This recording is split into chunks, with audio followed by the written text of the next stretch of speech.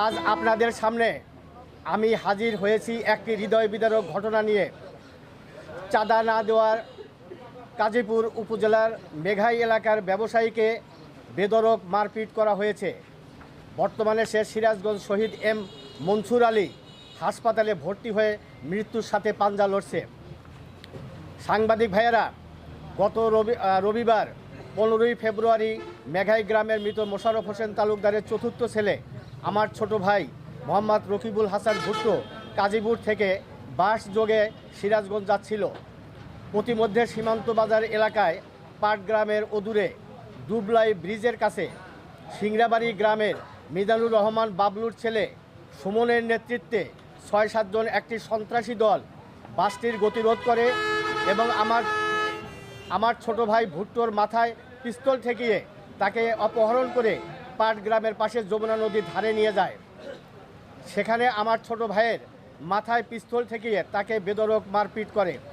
এক পর্যায়ে মৃত ভেবে তাকে ফেলে রেখে পালিয়ে যায়। পরবর্তী স্থানীয়রা তাকে উদ্ধার করে এবং Shaheed M Mansur Ali medical college হাসপাতালে ভর্তি করা হয়। বর্তমানে সে মৃত্যুর সাথে পাঞ্জা লড়ছে।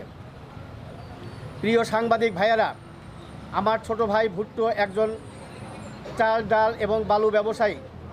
মেঘাই এলাকার সাবেক মেম্বার সোলাইমান হোসেন একজন কালোবাজারি ব্যবসায়ী।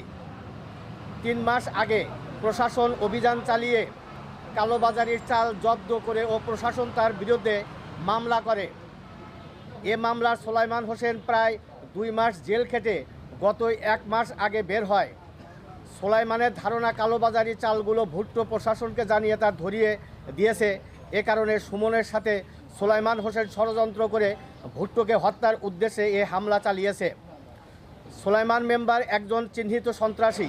এছাড়াও সন্ত্রাসী সুমনের পিতাও একজন চিহ্নিত সন্ত্রাসী। ইতিপূর্বে তার এরূপ সন্ত্রাসী কর্মকাণ্ডের কারণে তাকে দলীয় পদ থেকে অব্যাহতি দেয় জেলা বিএনপি।